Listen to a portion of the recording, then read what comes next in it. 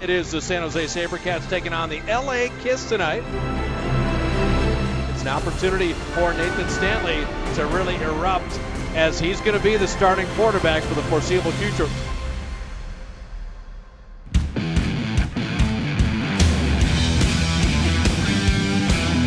Stanley dropping back, sliding in the pocket left, launching into the end zone. Wow. Dominique Curry, touchdown SaberCats.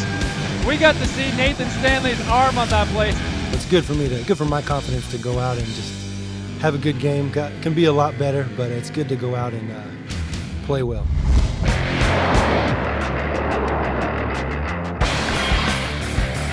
Nickna, plenty of time, looking deep downfield. He's got it! Touchdown, SaberCats!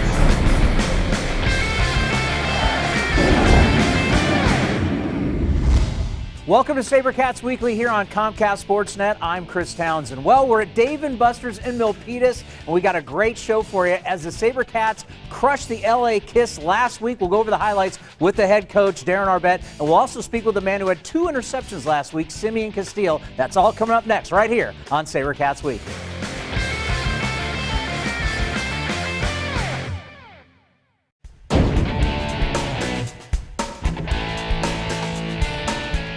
Hey SaberCat fans, my name is Michaela and this is my second year cheering for the Saber Kittens.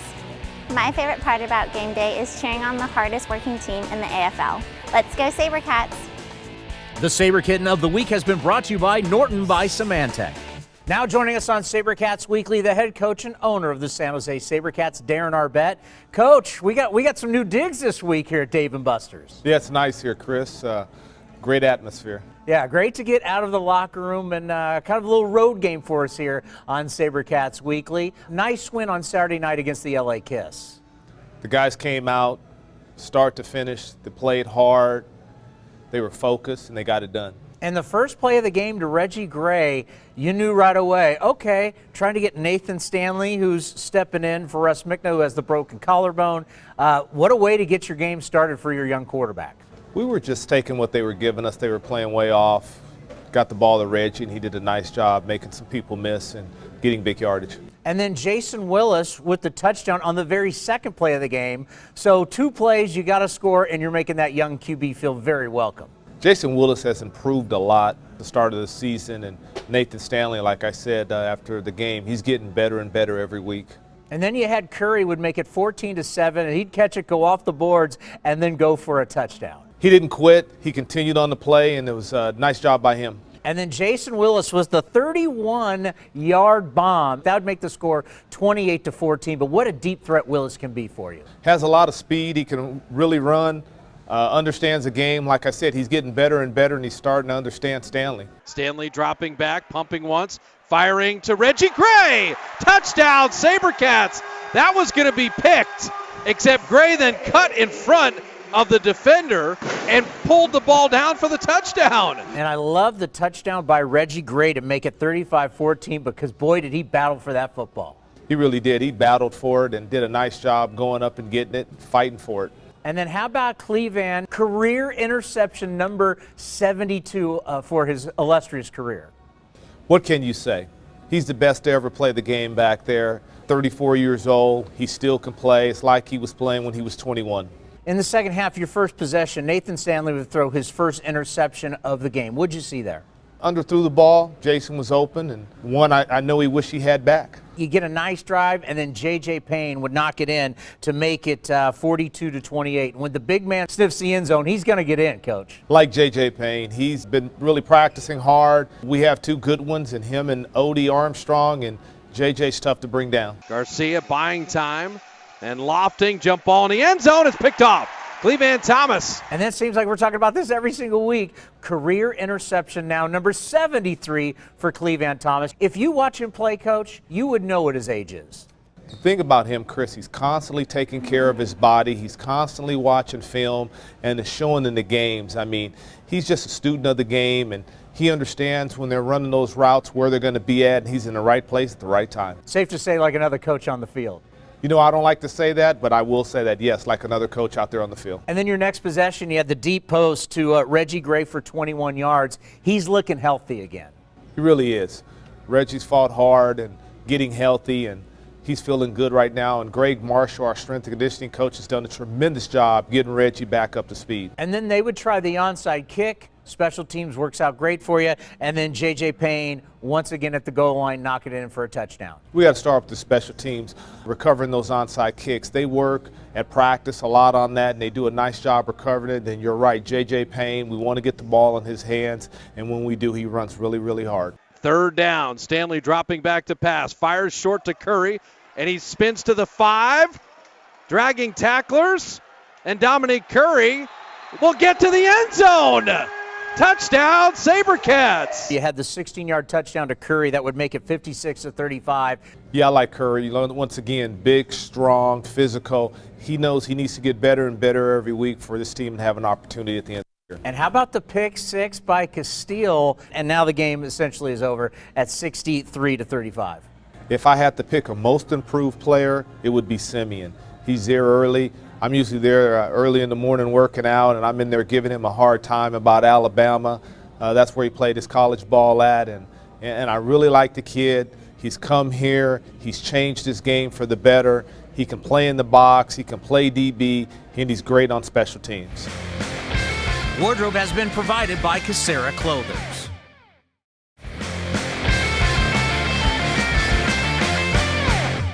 Have you ever wondered what it's like to play in the secondary of the Arena Football League? Well, we mic'd up one of the hardest hitters in the game, Ken Fontenette. This is what it's like to play in the Arena Football League. The building's still dark. The fireworks are done. The introductions have been handled, and we're getting ready for the LA Kiss. Hey, head button on 3. 1, 2, 3. Head button. Bow, bow, bow, bow.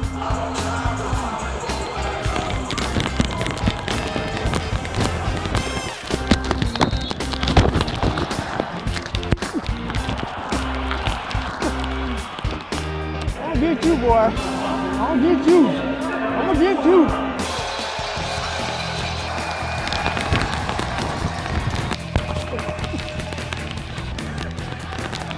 Boy, come on back in here, come on.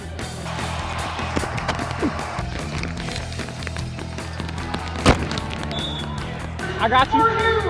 On first down from the 16, Garcia slinging it downfield. Batted away. A beautiful break on the ball by Ken Fontenette.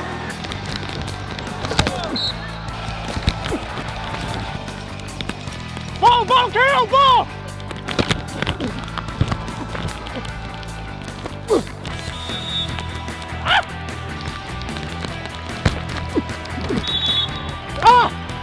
Garcia dropping back to pass. Firing it deep again. Undercut by Ken Fontenette and batted away. He saved a touchdown. Here you go, oh. Put one in the end zone, JJ. SaberCats with the onside kick, the high bouncer. They recover at the 14, but there's a flag on the play. But was San Jose offsides? That will be the question. Might have been offside. Ref, what number was it? Guys, I just got 18 because he was the closest to me. Your kicker held it. Your kicker held up. He did. Yeah, he got up there. You know how they step past the ball? He stepped past and held up, and you guys all passed. I probably was offside myself. I tried to slow down. We'll put that one on him. I should put his number down here, not your guy. I'm with you on that. That's all right. He do too many good things. Hey, he gonna run that 4. It's on me. Hey, backside motion. Backside.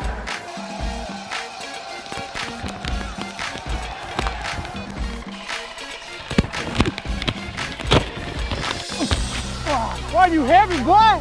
What you been eating, dog? Goodness gracious. Garcia going to pass for it on 3rd and short. Looking down for Radway. What a play! Fontenette came and knocked it away. Keep everything soft, okay? Garcia is still going to keep slinging it and picked off, and we will have more points. Simeon Castile with a pick 6.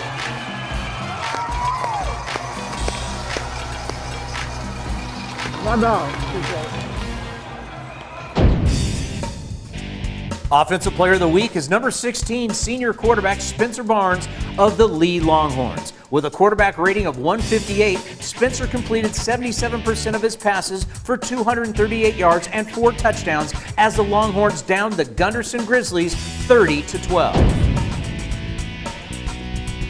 Our second Offensive Player of the Week, number 6 junior running back Mitchell Dang, hailing from Cupertino High School. In a critical league matchup against Gunn High School, Mitchell ran for 158 yards and 2 touchdowns, including a double overtime game winner to keep the Pioneers undefeated at 5-0. Defensive Player of the Week is number 42 junior linebacker John Freitas of the Live Oak Acorns. In a 41-6 drubbing over the San Jose Bulldogs, John tallied 7 tackles, including 5 solo, and snagged 2 critical interceptions in the win. SaberCats High School Players of the Week is brought to you by Dr. Sharma, South Bay Orthopedic and Sports Medicine. The SaberCats Week 13 Defensive Player of the Game is defensive back Simeon Castile. The veteran had 6 tackles and hauled in 2 interceptions on consecutive drives, returning the second one for a touchdown to seal the win over the Kiss. The Defensive Player of the Game has been brought to you by Fries.com.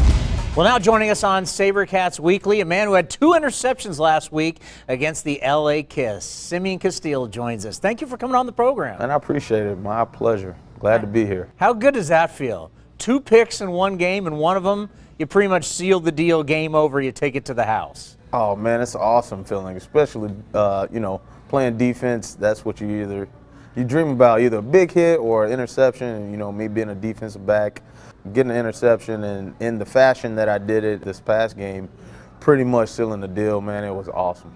Yeah, you got to take advantage of the wins as a defensive back in this game because obviously this game is not set up for you guys to succeed. Not at all. That's one of the biggest adjustments that I had to get used to. Going from the outdoor game to arena, man, was just the scoring, it's set up for the offense to win the majority of the time. So when you do get your 1, 2, or 3 stops, man, you got to cherish them. Yeah, because I think about where you played college in the SEC for Alabama, and then some time in the NFL. I bet you really didn't give up too many touchdowns, and all of a sudden you get in the Arena League, and boy, it's almost every drive someone's putting it in the end zone. Oh, no kidding. Now, literally my first year playing arena football, it was just an adjustment, because I was playing the middle guy who usually takes the motion a lot when I was in Orlando, and so, they're targeting him a lot of the time. So more than likely you're giving up more touchdowns than if you were playing front side or back side, so to speak. So, man, giving up those touchdowns, having the offense score 60 or 70 or sometimes even 80 points was wild. Is the fact that you are going to give up touchdowns, that when you do get the picks, it makes them that much sweeter?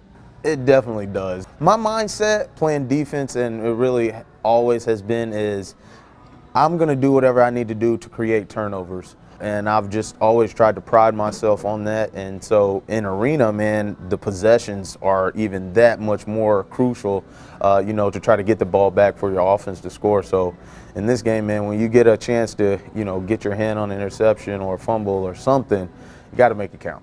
Now, it's a situation where you got some veteran guys in the secondary. Your secondary's had a very strong year. Talk about that, and of course, the ageless one, Clevan Thomas. Well, our secondary as a whole, I guess you would have to start with Clee, obviously, man. He is one of the best to ever play this game. Really, he's like the staple of our secondary, man. He, not only is he good physically, but mentally, man, he knows the game. There's pretty much nothing that you can run at him that he hasn't seen and that he can't help us to prepare for. And having a guy like him alongside you makes it that much easier.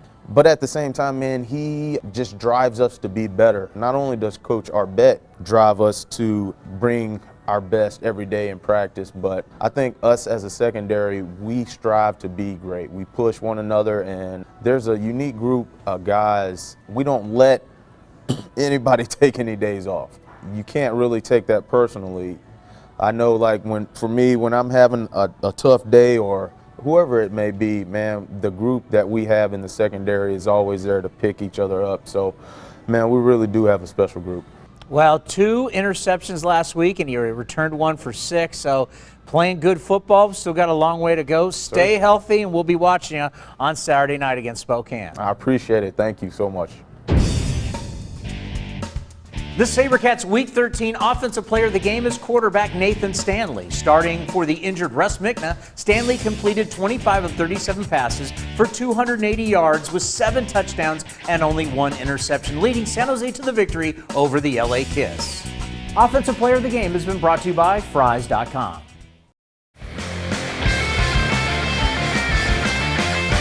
Now it's time to get behind the face mask. Hey, SaberCats! If you couldn't play your position, what position would you play? If I couldn't play my current position, I'd be a quarterback. I'd probably be a lockdown DB, like Cleveland Thomas. Wide receiver. Probably be a kicker so I could play till I'm about 50-something. If I couldn't play my current position, I would play some sort of linebacker. I would play running back. Linebacker. Quarterback. If I couldn't play my current position, I feel like I'd be like a quarterback. I like to distribute the ball, and I can run a little bit. I'd probably have to be throwing a baseball because I'm not much of an athlete out here.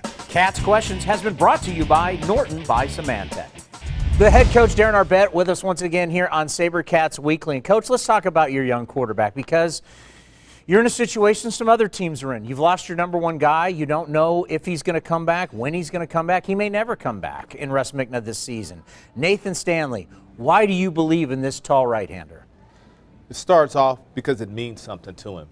And what I mean by that, last week, he wanted to be good. He wanted to do the right thing. I got out of there at 7:30 the last 2 days, and he was there when I left the office watching film with Coach Smith and told me, yeah, I'm going to go try to gather the receivers so we can watch some film tonight and get more in. And that's what he does. And he's young. The game is new to him. But he's speeding up the process. And anytime it means something to these kids, shoot, I'm behind them 100%. Now, I saw Russ on Saturday night, Russ Mickna, your starting quarterback, who's out, and Russ is working with him. When you got somebody who's been in the league as long as Russ Mickna and he's hurt, how important is it that he spends as much time possible getting Stanley prepared for each game? It means a lot. And Russ wants him to play well. Russ wants this team to win. He's devastated and hurt because he's out, so he's doing everything he can do to get Nathan up to speed so we can win football games. I saw you at halftime of the game, and I said, it's one thing that's really impresses me about Stanley. He can make every single throw. I mean, this kid's got a legit arm, and if you have the timing down with the arm, you can be something special in this game. Is that what you saw when you brought him in? Time heals and fixes everything. And all this kid needs is time with these receivers to get on the same page, and the sky's the limit for him. You got Spokane coming to town, so back-to-back home games. Nice to take care of LA on Saturday night. You're going to be back on Saturday night at the SAP Center taking on Spokane. They're a different football team than the first time you saw them. You just recently beat them up there. What should we expect from Spokane? They're a good football team, and Andy Olson's a good coach. Their defense is really good. They can put pressure on your quarterback. Their DBs are, in my mind, the tops in the league. They can really drive things. They're playmakers back there. They have tall receivers. Michael Washington is a really good receiver. He has a lot of speed, good hands. And Zebanewski, he understands the football game of arena football. Yeah, Brian Zebanewski, we got to see him up in Spokane. And the one thing that you saw there, he's a guy that's not afraid to tuck it and run. This is a league where the quarterbacks, it's all about throwing the football, but sometimes you run into these guys, Coach, that, first read, they don't see it, they tuck it and go. What's different about him this time than what you saw last time against him up in Spokane? You're right. He's going to keep you honest. He can run with the football. He can throw the short pass. He can hit you with the deep ball. He understands coverage. So if you're giving him something, he knows where to throw the football. We're going to have to get some pressure on him and speed up that process. As where we are in the season right now, how important is it to make sure you dominate at home? We want to play good football, and whatever that dominate word means. Well, we want to play good football. We need to get better every week as a team. We can't make the same mistakes twice, and right now the team's doing that. And do you get a sense that your older players know that they have to really rally and be strong around a young quarterback who's just still learning how to play arena football? I don't think our veteran players understand that. I think our whole team understands that, and they're going to follow him. And I told him that last week, and he understands what he needs to do. You know, he's showing every day that, hey, this means something to me, and the guys know it, and they'll follow him. Well, always love having a national game, because on Saturday night on the CBS Sports Network, do you get a little jazz when you're going to do the national TV, maybe a little bit more? You know, Chris, every week is a big week for us. The guys know that this is a divisional game. It's Spokane, and we need to get a win. All right, we'll see you Saturday night at the SAP Center, Coach. Good luck to you. Okay, thanks, Chris. The SaberCats are back in action this Saturday night against the Spokane Shock at the SAP Center. Kickoff at 7:30. You can also see the game on the CBS Sports Network or hear it on the radio on KMBR 1050. Don't forget, if you bring clothes and help donate to the Sacred Heart Clothes Drive, you bring it to the front door, you'll be able to get a ticket to get into the ball game. And of course, we'll have all the highlights for you next week right here on SaberCats Weekly. We'll see you next time. SaberCats Weekly has been brought to you by Dr. Sharma South Bay Orthopedic and Sports Medicine, Casera Clothers, Norton by Symantec, and Fries.com.